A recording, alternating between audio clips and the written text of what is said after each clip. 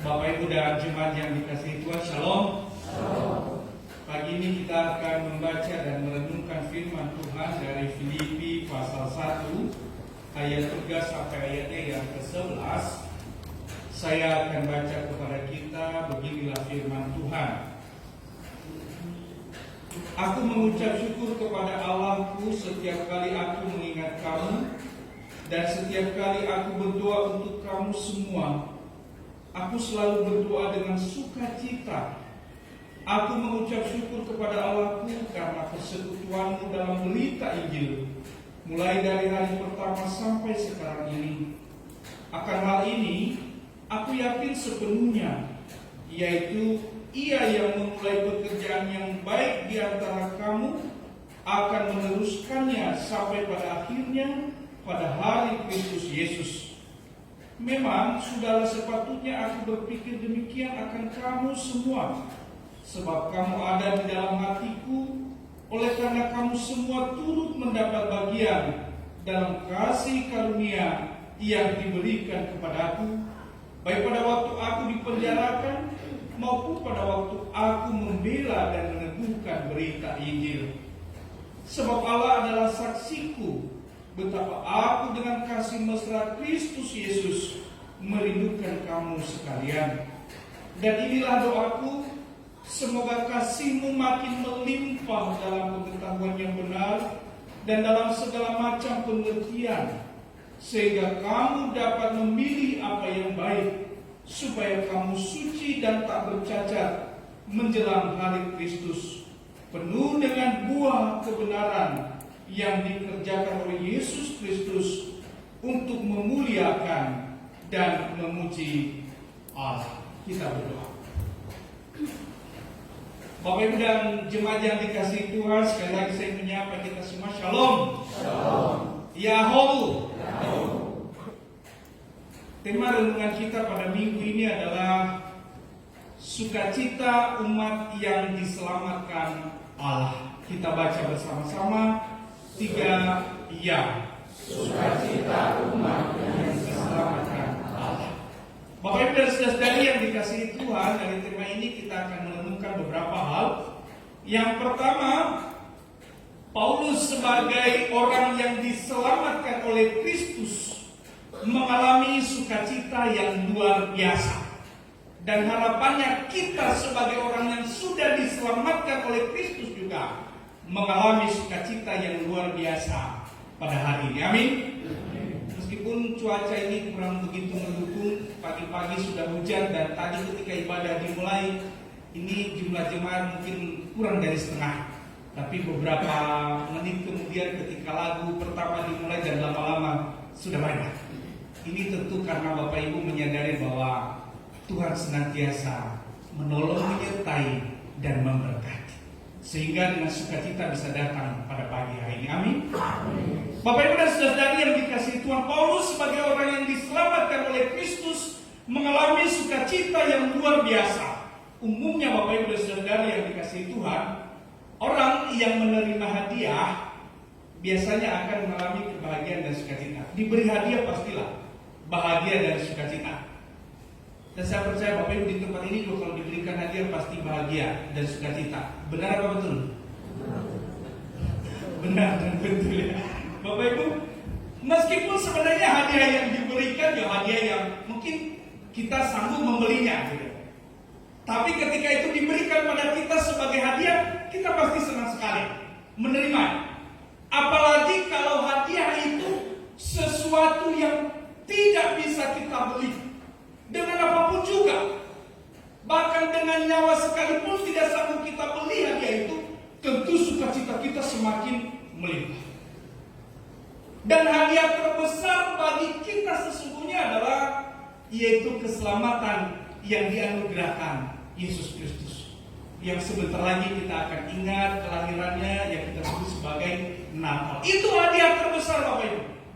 Tidak ada hadiah yang melampaui itu. Dan itu yang membuat kita seharusnya senantiasa bersukacita di dalam Tuhan. Dan ini yang menjadi sukacita Paulus juga. Ia menyadari bahwa dirinya sebagai manusia pendosa, penganiaya jemaat, Tetapi ia diberikan Tuhan secara cuma-cuma keselamatan, sehingga ia mengalami sukacita yang luar biasa. Ia tahu ia tidak sanggup membeli hadiah itu yang kita sebut sebagai anugerah dan kasih karunia. Ia tidak sanggup membeli keselamatan itu dengan apapun juga, bahkan dengan nyawanya sekalipun ia tidak sanggup. Karena itu ketika ia menerima keselamatan dari Kristus itu, dari Allah itu, ia mengalami sukacita yang luar biasa. Dan luar biasanya lagi Bapak Ibu, Paulus yang mengalami sukacita ini, ia tidak mau menikmati hadiah itu sendirian. Ada orang ketika dapat hadiah, ya dinikmatinya sendirian. Ya apalagi kalau hadiahnya agak lebih bernilai, lebih bagus, ya dinikmati sendiri. Tapi Paulus tidak mau menikmati sukacita keselamatan itu sendirian. Karena itu ia meniatkan diri menjadi pemberita Injil di berbagai tempat yang mampu ia jangkau. Ia ingin berbagi hadiah itu. Ia ingin berbagi sukacita itu, supaya sukacitanya bukan hanya dia, tetapi orang lain juga yang masih belum menerima hadiah itu juga menerima hadiah yang luar biasa dan menerima sukacita. Momen Natal biasanya kan kita senang sekali kalau diberikan hadiah. Soalnya kita juga berbagi hadiah pada momen-momen seperti ini, supaya sukacita itu jangan hanya kita yang menikmati, tetapi orang lain juga ikut menikmati. Paulus ingin berbagi sukacita keselamatan itu, karena itu ia ingin memberitakan keselamatan dimanapun ia berada, dimanapun daerah yang mampu ia jangkau. Ia ingin semua orang menikmati hadiah istimewa itu. Dan ini sukacita yang luar biasa.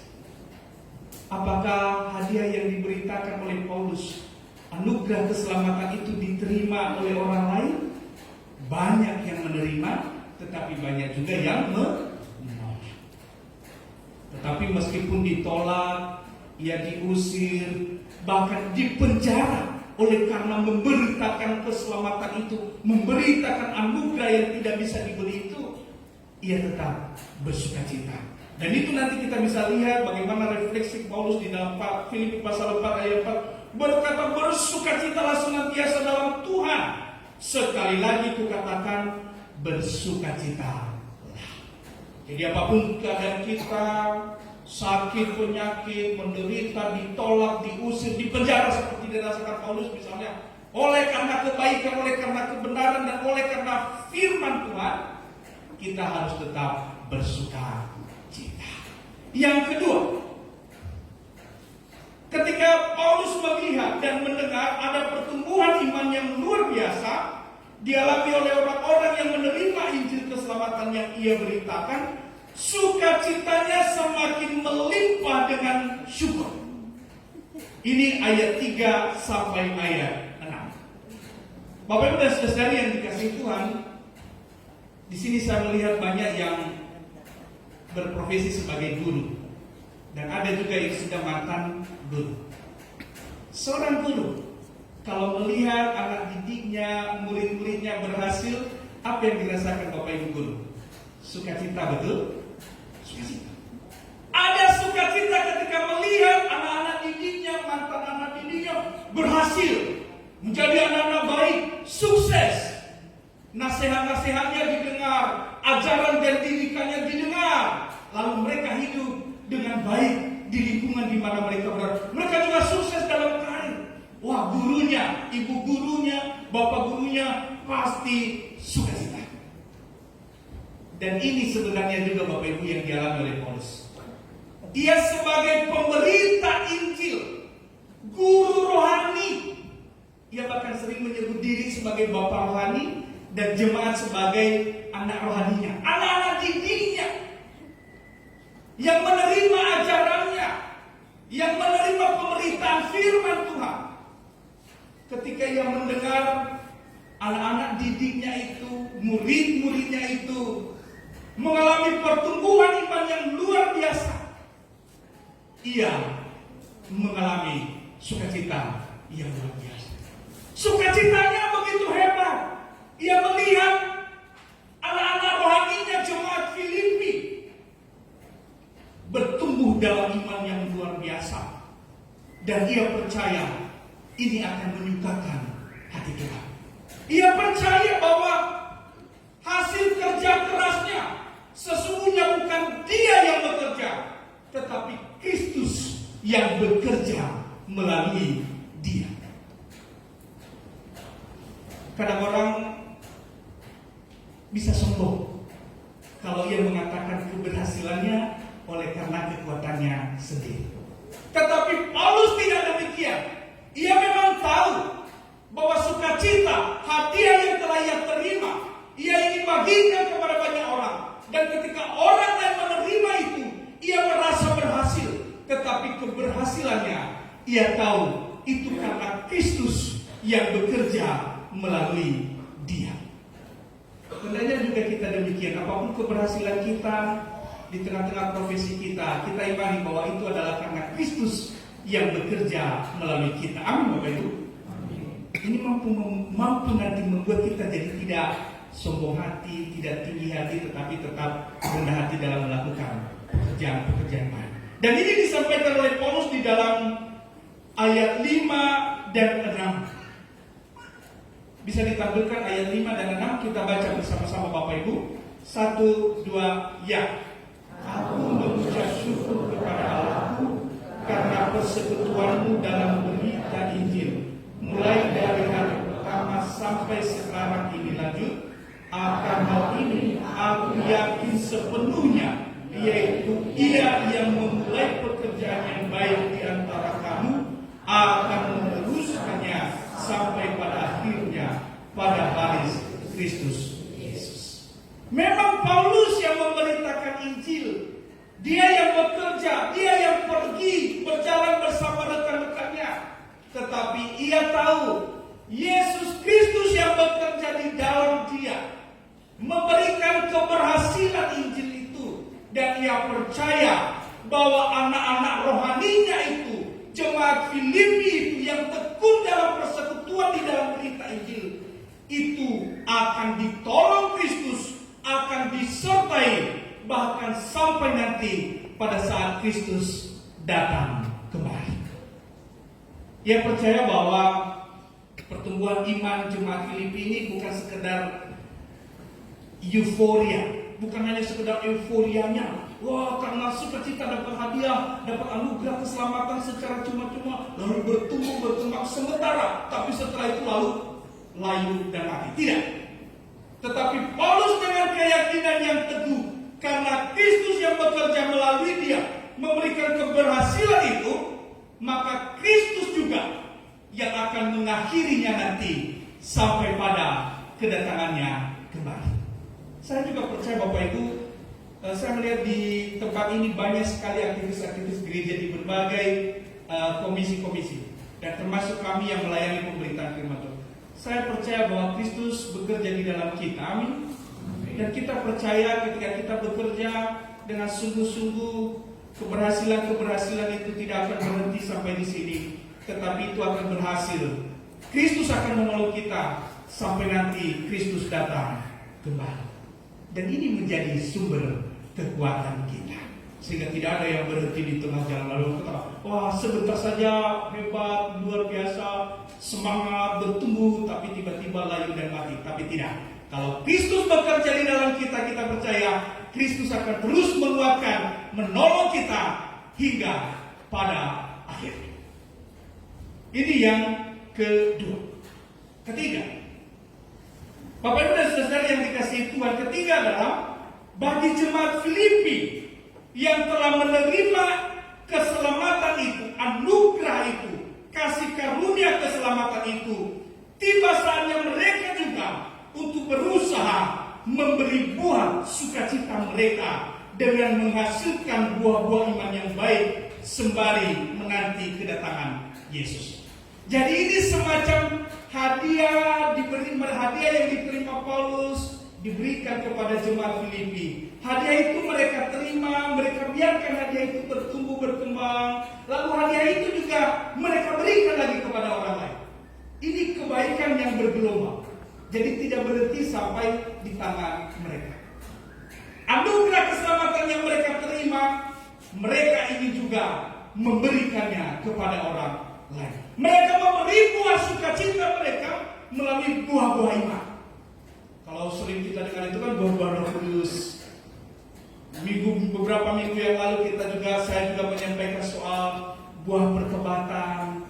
Dan sekarang ternyata jemaat Filipi juga memberikan buah iman pada iman mereka. Buah-buah sukacita mereka karena keselamatan itu mereka wujudkan di dalam dua hal di dalam konteks ini. Yang pertama adalah mereka melimpah dalam kasih. Mereka melimpah dalam kasih baik kepada sesama komunitas mereka. Itu kita bisa lihat misalnya di dalam ayat 2 sampai di dalam pasal 2 ayat 4. Mereka tidak hanya mencari kepentingan sendiri, tetapi kepentingan orang lain juga.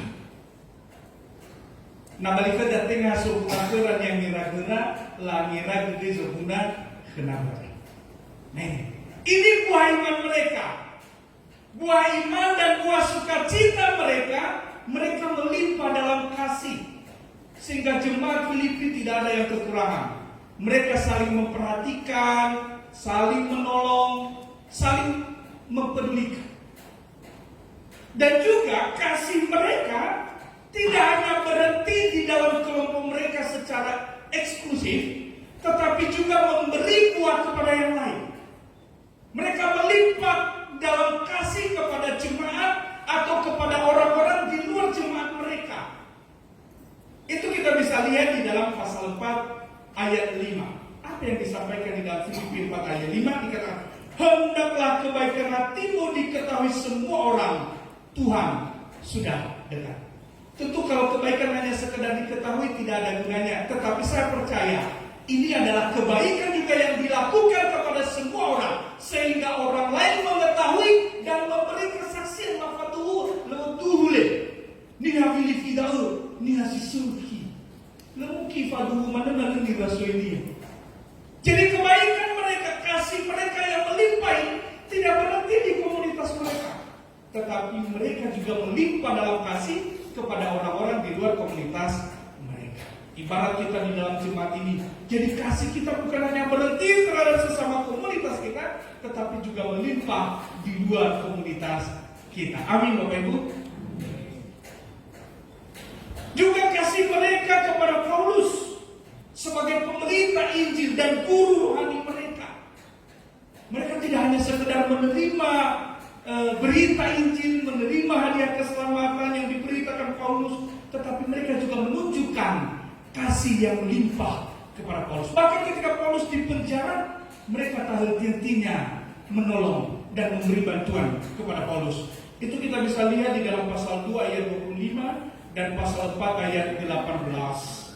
Dikatakan, kini aku telah menerima semua yang perlu daripadamu, malah lebih daripada itu. Aku berkelimpahan karena aku telah menerima kirimanmu dari Epafroditus, suatu persembahan yang harum, suatu korban yang disukai dan yang berkenan kepada Allah. Jadi ketika Paulus mengirim surat ini Bapak Ibu, dia sedang di penjara. Dan jemaat Filipi sangat peduli kepadanya. Taulah namanya orang di penjara tidak bisa mencari kebutuhannya. Jadi jemaat Filipi mengirimkan bantuan, memberikan semua keperluan, bahkan mengurus keperluannya. Mereka mengutus yang namanya Epafroditus. Dan Epafroditus ini menceritakan kepada Paulus bahwa pemberian ini adalah buah dari kasih mereka, buah dari iman mereka, dan buah sukacita mereka atas hadiah anugerah keselamatan yang mereka terima. Dan Paulus merasa ini adalah pemberian untuk Tuhan. Ia bahkan merasa pemberian jemaat ini lebih dari kebutuhannya, dan dia bersyukur kepada Tuhan. Ini buah iman dan buah sukacita jemaat Filipi, yaitu mereka melimpah dalam kasih, baik terhadap komunitas mereka maupun di luar komunitas mereka, dan juga kepada guru rohani mereka, Paulus sang pemberita Injil bagi mereka. Yang kedua, buah iman mereka dalam sukacita keselamatan, yaitu mereka juga melimpah dalam pengetahuan dan pengertian yang benar untuk memilih yang baik menjelang kedatangan Tuhan Yesus. Melimpah dalam pengetahuan dan pengertian yang benar untuk memilih yang baik. Di hidup ini kan banyak sekali pilihan ya Bapak Ibu, banyak sekali pilihan. Kita bisa memilih melakukan yang jahat, kita bisa memilih melakukan yang tidak berkenan kepada Tuhan. Tetapi jemaat Filipi untuk menghasilkan buah sukacita dan buah iman mereka memiliki pengetahuan dan pengertian yang baik untuk selalu memilih yang baik. Dalam konteks ini ada dua hal pilihan baik yang mereka lakukan. Yaitu pertama, mereka memilih untuk hidup suci, kudus, supaya tidak bercacat menjelang hari Tuhan. Itu dapat kita lihat di ayat 10. Mereka harus menjauhi segala macam yang namanya kecemaran hidup, baik pikiran, perkataan, maupun perbuatan. Mereka harus menjauhi segala macam yang namanya kejahatan menjelang hari Kristus. Kan kita tidak tahu Bapak Ibu kapan Kristus datang ya. Jadi selalu kita berpikir bahwa Kristus itu akan segera datang. Karena itu kita harus hidup dalam kesucian dan kekudusan. Jangan berpikir nanti aja lah. Kalau udah mau dekat-dekat udah ada bunyi trompet di langit, di awan-awan, barulah berbuat baik. Dan ada lagi waktu, dan ada lagi kesempatan. Hanya selagi masih ada kesempatan seperti ini, kita bisa memilih yang baik untuk hidup suci dan kudus di hadapan Tuhan. Mudah-mudahan kita ini orang-orang yang mau memilih untuk hidup suci dan kudus. Amin Bapak Ibu. Pilihan yang kedua adalah mereka juga harus memilih hidup dalam kebenaran. Ini kita bisa lihat di dalam ayat 11. Artinya mereka harus jauh dari segala kepura-puraan dan kemunafikan. Ini juga sejalan kalau kita lihat di dalam Mazmur pasal 24 ayat 3 sampai 5 bacaan firman Tuhan tadi yang kedua. Ketika Mazmur Daud berkata, siapakah yang boleh naik ke atas gunung Tuhan? Siapakah yang boleh berdiri di tempatnya yang kudus? Lalu ia memberi jawaban, orang yang bersih tangannya dan murni hatinya. Ini paralel dengan kesucian dan kekudusan. Lalu yang berikutnya adalah yang tidak menyerahkan dirinya kepada penipuan dan yang tidak bersumpah palsu. Ini paralel dengan memilih hidup dalam kebenaran. Menjelang kedatangan Kristus, momen-momen Natal seperti ini kita mengingat kembali bagaimana kedatangan Kristus yang pertama dan juga mempersiapkan diri menyambut kedatangannya kembali yang kita tidak tahu kapan. Mari kita hidup dalam kesucian dan kekudusan dan juga hidup dalam kebenaran. Amin Bapak Ibu. Mudah-mudahan melalui pemberitaan firman Tuhan ini kita senantiasa bersukacita atas anugerah keselamatan dan kita juga memberi buah. Jangan menikmati keselamatan itu sendirian, tetapi berikan keselamatan itu, beritakan keselamatan itu kepada orang lain. Dan kita yang sudah menerimanya, mari memberi buah iman dengan melimpah dalam kasih dan melimpah dalam pengetahuan dan pengertian memilih yang baik. Tuhan Yesus memberkati. Ayat hafalan ayat 6. Kita baca bersama-sama ayat 6. 3, 2, ya. Akan hal ini aku yakin sepenuhnya, yaitu Dia yang memulai pekerjaan yang baik di antara kamu akan meneruskannya sampai pada akhirnya pada hari Kristus Yesus. Kita berdoa.